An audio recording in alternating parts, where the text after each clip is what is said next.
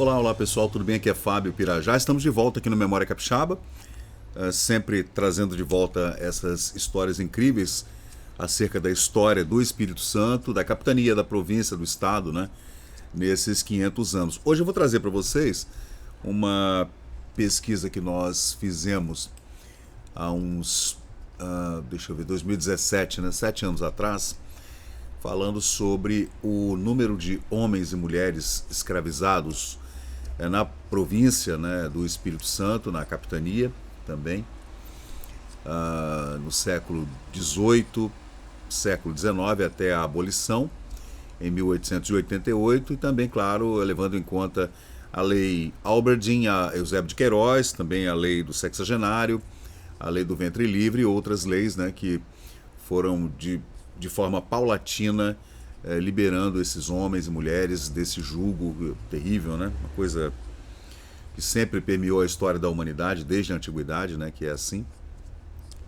Acontecia com os índios no Brasil antes que os portugueses tomassem conta da terra, antes do Tratado de Tordesilhas, já havia escravidão entre indígenas, entre tribos adversárias, inimigas, né?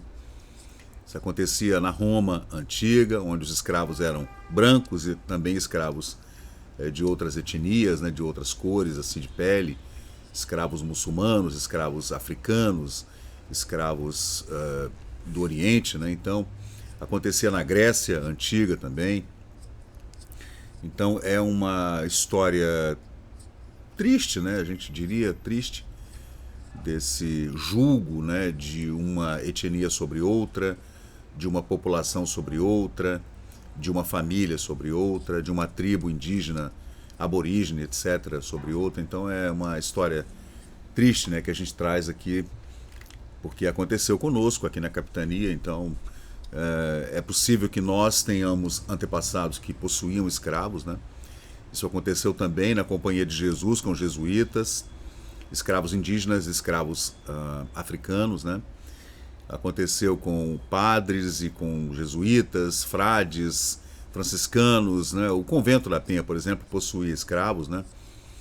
Então é uma história que, infelizmente, né, permeia a nossa vida.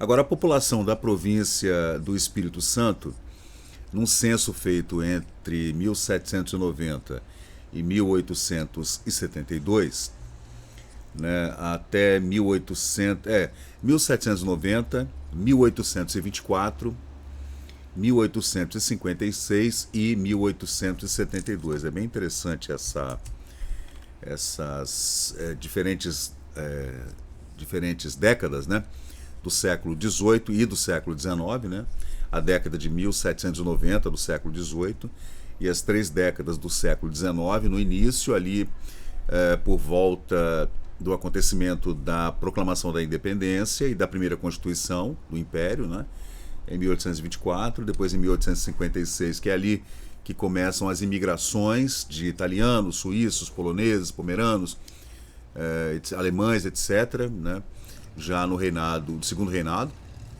Dom Pedro II, né, e em 1872, ainda no segundo reinado, mas já com outro panorama histórico, né.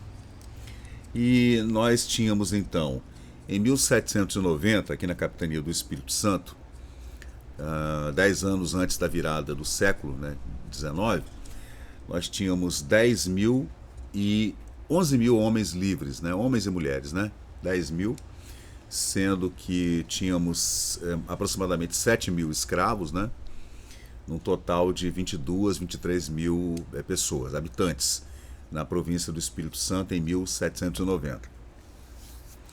Bom, é claro que muitos fazendeiros também entregavam números errados, né? Era muito comum, eu já encontrei muitos relatos assim. Um fazendeiro ali, não sei, em Viana, na Serra, ou em Guarapari, ou em São Mateus, em qualquer fazenda, né? Ele tinha, sei lá, 300 escravos, dizia que tinha 50, 80. Então, os números não são tão precisos assim, né? Ali em 1824, já mais ou menos uns 30, 35 anos depois do primeiro censo, havia 35 mil habitantes na província do Espírito Santo, sendo que 22 mil eram homens livres e 13 mil escravos, né? Em 1856, o número de escravos caiu um pouco para 12 mil, com 37 mil homens livres e o total de 50 mil habitantes na província inteira do Espírito Santo. Esses números também são difíceis da gente comprovar, né?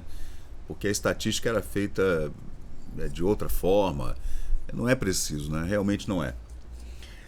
Já em 1872, o Espírito Santo tinha 85 mil habitantes mais ou menos, né? Com 22 mil escravos, e aí nessa época o número de escravos aumentou demais, né? Com 60 mil homens livres, homens e mulheres livres, né? A fonte é do capitão Mor Inácio João Mongiardino,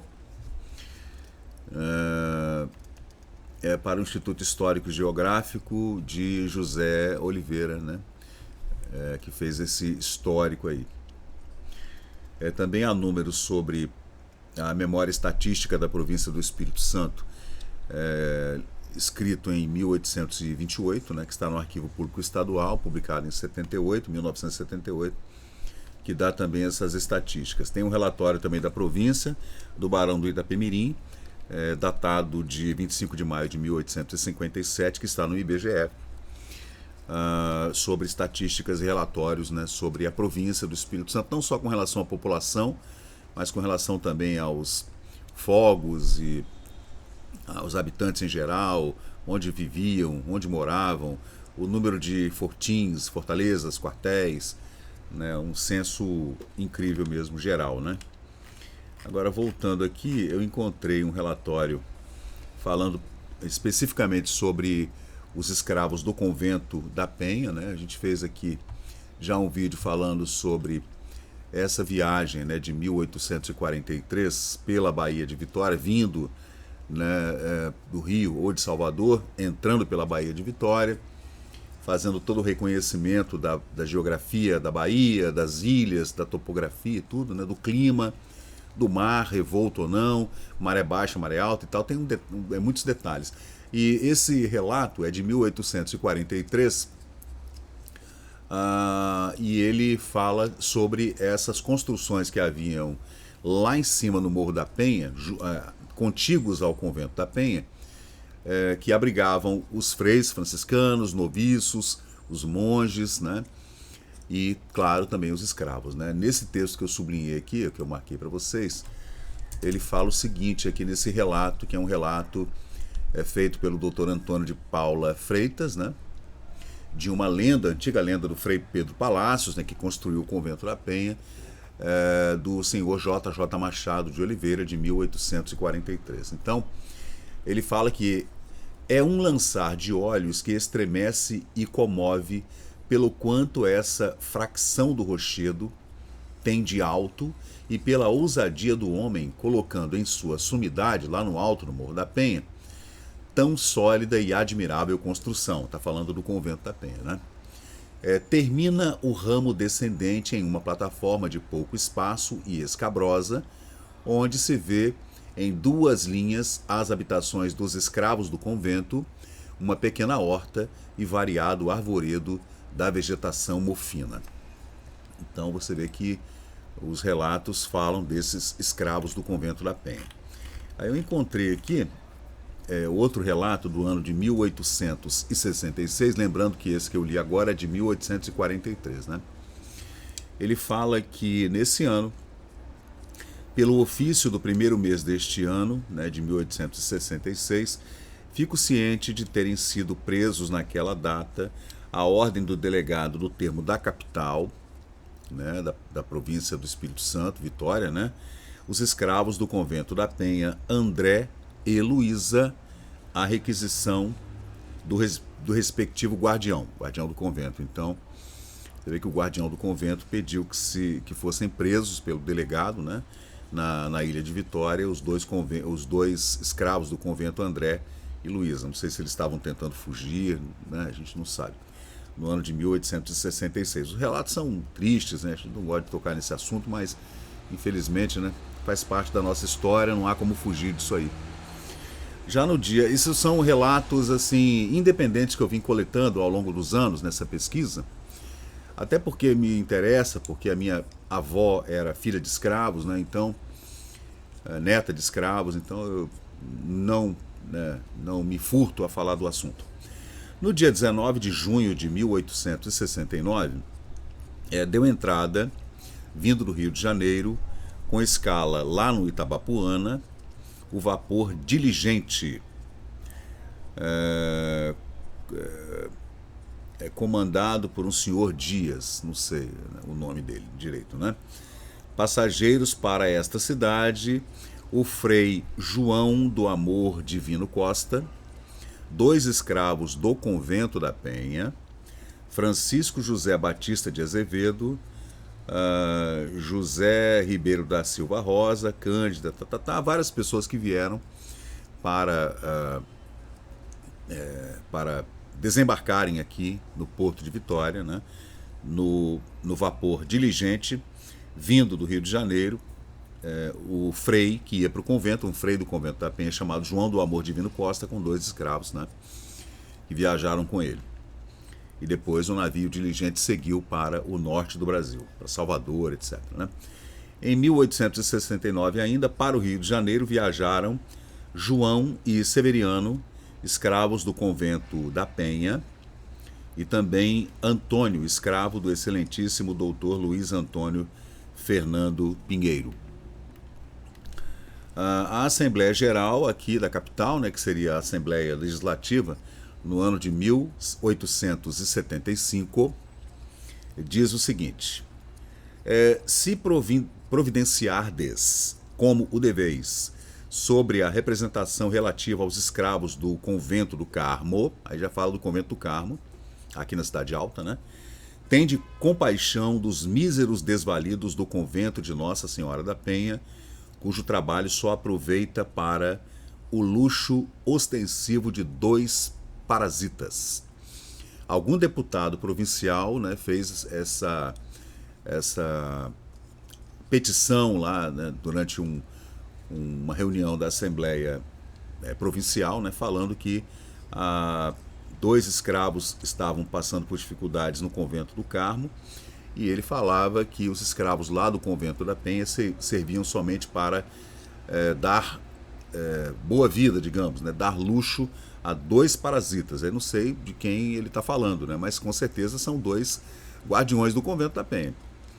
Arrancai da pressão da descaridade esses infelizes e essas miseráveis raparigas que recebem de quem não deviam o cunho da prostituição. Assinado O Capixaba. Então havia também, né, prostituição lá no Convento da Penha. É o que está dizendo aqui uma pessoa que escreveu para a Assembleia Provincial. Aí vem relata de 1875. Agora, em 1882, já poucos anos antes da abolição da escravatura definitivamente, o movimento do Porto, no dia 12 de junho de 1882. Do Rio de Janeiro, vem o vapor Ceres, C-E-R-E-S, Ceres, comandado pelo capitão Francisco Dias Carriço, e os passageiros são Ricardo Alves, Muniz Barreto, José Sermitiano de Souza, José Félix e sua esposa, Francisco Fernandes Machado e 2 escravos do Convento da Penha. 1882. Em 1883, refere à província do Espírito Santo. É o jornal, né? A província do Espírito Santo. Ano de 1883. O reverendíssimo provincial da Ordem Franciscana mandou entregar pelo senhor capitão Adrião Nunes Pereira 12 cartas de liberdade, seriam cartas de alforria, né? Passados, segundo dizem os colegas da província, ao dia 15 de agosto último de 1883, em favor de Silvestre, Manuel... Opa! Ambulância, polícia. 12 cartas de alforria, gente. Para os escravos Silvestre, Manuel, Romão, Elisiária ou Elisária, todos sem sobrenome, vejam, né? Também Ana, Lucrécia, Guilhermina, Jerônima, Joana, Basília, Eduviges e Fabiana, que viviam no cativeiro no convento da Penha. Consta-nos que com este ato desapareceram todos os escravos do convento da Penha. Então, né, pelo jeito, em 1883, o guardião do convento liberou 12 escravos, e parece que era a quantidade máxima que tinha de escravos no convento nessa data, né? Não sei se confere, mas são relatos dos jornais da época. Esse é um relato do jornal Província do Espírito Santo. Aí continua. No convento existem ruínas que tristemente lembram uma época em que o secular monumento chegou a ter mais escravizados que qualquer outro convento ou igreja do Brasil. Segundo o frei Basílio Hover, autor do livro História Franciscana do Brasil, publicado em 1941, essa mão de obra de que os franciscanos dispuseram desde os tempos coloniais, antes eram os índios, né? Era por eles empregada nas mais variadas tarefas lá dentro do convento. O convento era nessa época, gente, ali na virada do século XX, né? 19 para 20, o convento já era quase do jeito que é. Enorme, muito grande, com muitas celas, muitas salas, muitos quartos, os refeitórios, a adega, né, as plantações, as criações, que lá em cima havia criação de gado, porco, galinha, ovos e tudo. Tinha uma horta muito grande, tinha casa, uma espécie de senzala, né, uma casa para os escravos, uma casa para os noviços, a casa que de vez em quando hospedava romeiros que chegavam no convento para alguma prece, alguma oração, ou entregar algum dinheiro, né, para os jesuítas e tudo, para os franciscanos, né? Então, ele fala que esses escravos trabalhavam fazendo toda a mão de obra, né, da cozinha e tudo, né? Cuidando da limpeza, da iluminação à noite, tudo, né? Antigamente a iluminação era feita por óleo, né? Óleo de peixe, óleo de baleia, então era muito trabalhoso, né? Não era fácil, não. Os trabalhos eram realizados nas lavouras do pomar, que havia um pomar no convento, né? No atendimento do gado, veja, tinha gado lá em cima, né? A limpeza dos currais, nas atividades da pesca e também nos encargos ligados à rotina diária dos conventuais, né? Dos homens que viviam lá no convento da Penha. Isso sem contar os escravos que eram músicos, né? Para a solenidade das festas, da festa de Nossa Senhora da Penha, né? E acompanhar também as procissões, que eram já nessa época, no século XIX, as procissões do convento da Penha já eram muito famosas. Então as pessoas já corriam para lá nas festas religiosas, saíam daqui da Ilha de Vitória, atravessavam a Bahia nos barcos, né, e já iam para lá. É claro que no sopé do convento da Penha também havia plantações ali perto da Igreja do Rosário, haviam várias chácaras, né, que faziam plantações, todas elas para servir aos monásticos estabelecidos na ermida lá do topo do cume do Morro da Penha. Aí segue dizendo que havia também os esmoladores e também os cativos alugados aos moradores de Vila Velha e Vitória para serviços gerais. Então o convento também possuía os escravos que pediam esmolas, né? E os escravos que vendiam coisas, né? Escravos que vendiam pão, cocada, vendiam pequenos doces ou salgados, né? Isso era muito comum também. E claro, aqueles escravos que eram alugados. Era muito comum também que se alugasse um escravo, gente. Era assim que as coisas funcionavam, né? Ainda segundo o Frei Basílio, nesse relato, gente, as cartas de alforria começaram a ser emitidas pelos franciscanos a partir de 1870, e mesmo assim, em 1872, o convento ainda possuía 42 homens e mulheres trabalhando como cativos, lá em cima no alto do Morro da Penha, né? Uma pena, né? Mas era assim que as coisas funcionavam. Então esse é só um relato rápido aqui que eu trouxe para vocês, né? Juntamente com essas fotografias de escravos aqui do estado do Espírito Santo, né? Esses meninos que faziam esmolas, aí tem uma banda de escravos também, que eram músicos, né? Esses são de Santa Leopoldina, né? São fotografias do Dietze, né? Famoso fotógrafo do século XIX, lá de Santa Leopoldina, né? Essa fotografia, desculpem, eu não sei de quem é essa foto, mas é um senhor que era filho de escravos, né? Uma foto mais antiga. E nesses álbuns que a gente vem colecionando aqui no Memória Capixaba, no Facebook especialmente, onde eu coloco os recortes todos, né? A gente encontra, é muito comum nos jornais antigos de Vitória, antes da abolição, é óbvio, claro, né? Esses leilões de escravos também, reclamação com relação a algum escravo que foi preso, ou estava bêbado, ou estava vagabundeando, perambulando, né? E também escravos foragidos, como esse anúncio aí que a gente vê, né? Da fazenda Cubiça, de propriedade do senhor José Gomes Prates. Fugiu no dia 13 de maio. Olha que coincidência, né? Estranha, né? Ele fugiu no dia 13 de maio, não sei se vocês devem saber do que eu estou falando, né? Próximo passado, o escravo Antônio Cabinda, de 60 anos de idade mais ou menos, estrutura baixa, acanhado no falar, e gratifica-se, né, a quem o entregar na referida fazenda ou nessa vila a Machados e Gama. Então, e havia pessoas que faziam essa busca por escravos foragidos, tá? Que eram bem recompensados também nessa época, né? Você vê que tudo aqui, gente, fala sobre escravos que fugiram, né? Então é triste, né? Isso aqui, por exemplo, é de 1882, né?